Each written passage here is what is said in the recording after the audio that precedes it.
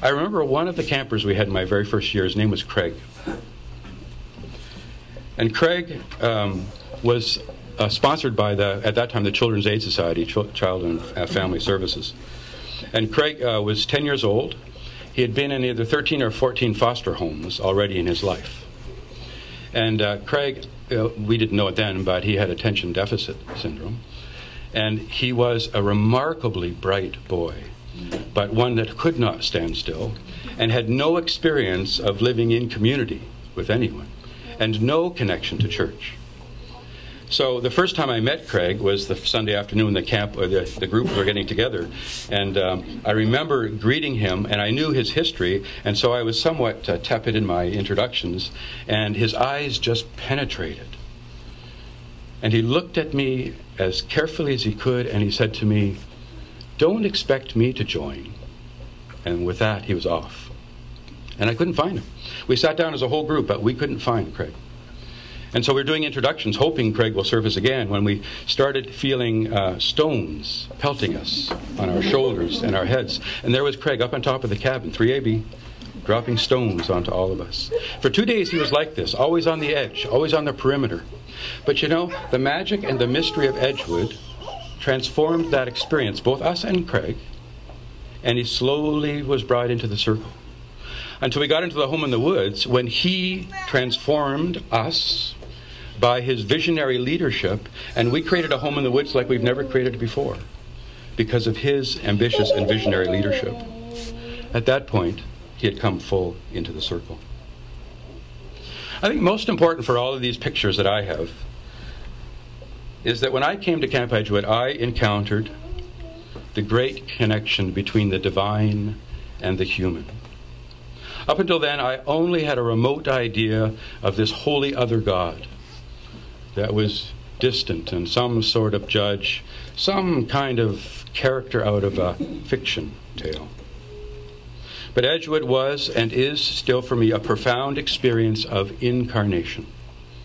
God dwelling among us and within us in the most surprising and laughable and celebratory and deeply profound ways. Edgewood for me was what I've learned now in my professional life, was a community of practice. We have these in our organizations now, many in business and healthcare, it's quite strong. They call them community of practices, where team members or other people will come together in a network to learn, to grow, to stretch, to challenge each other, to look for the new thing. And they call them communities of practice. And as I was doing this once and doing a study with one organization, I realized, you know, that's what Edgewood was. We were a community of practice. And we were trained and equipped as young leaders to build community and build the capacity of community through the community of practice. You know, it's a challenging time to be the church, to be in ministry, anywhere, any kind of ministry. And in a challenging time like this, when there are so many uncertainties, the community tends to be ripe with tension and conflict, as ours is in the mainline church. And that tension is natural when we are trying to struggle and live with uncertainty. I remember hearing one woman's comments after a particularly difficult annual meeting when they were really struggling with all kinds of theological issues that were dividing the church. And she came up to her pastor after the annual meeting and said, "Pastor, if Jesus knew what was going on in this congregation, he would roll over in his grave."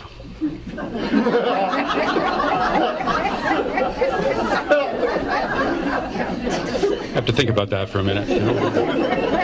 And you know, you can understand her sentiment, you can understand the feeling, right? But her theology wasn't very good. Right?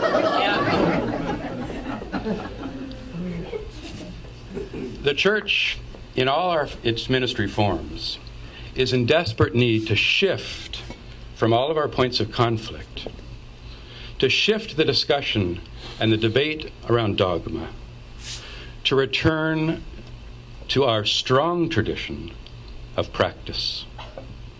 We can no longer afford to be simply people that hold on to our particular dogmatic positions when the very lifeblood of our ministry together, our communities, is being shattered.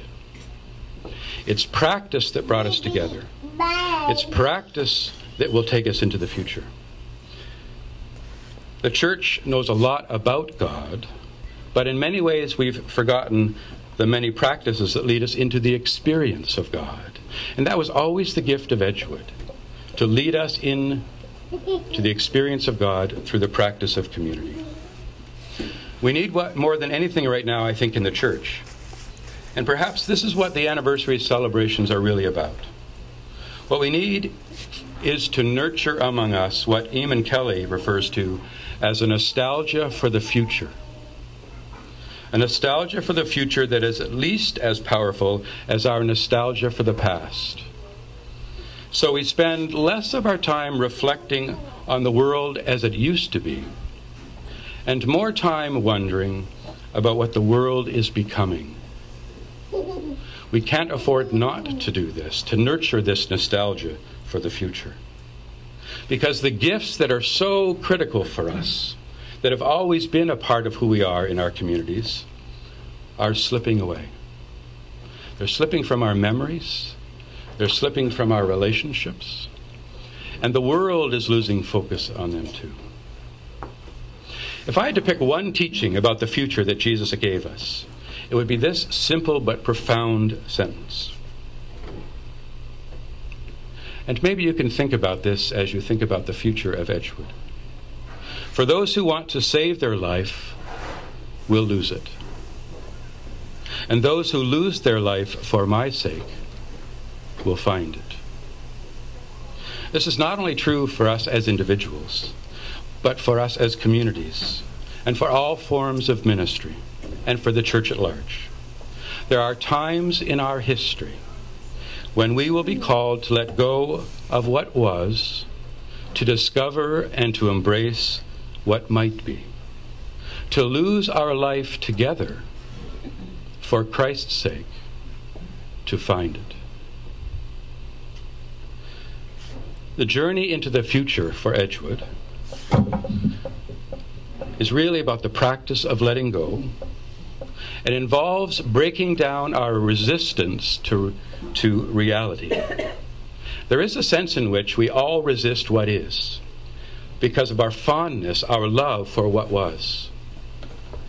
And it's this very resistance that creates the barrier to the future emerging. I was taking a walk this afternoon, and I was amazed as I walked around the camp how many memories flooded back, how many conversations, how many people's faces. Everywhere I went, everywhere I turned, another story popped up. It was remarkable, truly remarkable. This place is a living garden of memories and stories. And those stories are to inspire us to remember why they were here in the first place. Not simply to be a museum for us to admire, but they are meant to be a catalyst for what's possible today. Alan Jones once suggested that the opposite of faith is not doubt, but certainty. If one is certain about everything, then there's no need for, in fact, there's no room for faith. We're not called to be certain about the future.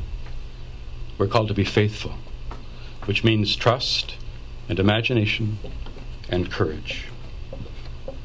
And one of the significant obstacles for moving forward in a time of chaos and change is when our need for belonging becomes more powerful than our call to mission. In times of chaos and confusion and uncertainty, what holds many communities together is a sense of affiliation, a sense of belonging together. And we belong. We belong to the story of Edgewood. We belong in our relationships. We belong in our history and our memories. However high this need for affiliation is, the I belong factor, in fact, it may stifle the creativity necessary to move us into mission, to move us into the future. It's a challenging dance we play between loving our story and letting that shape us for the future.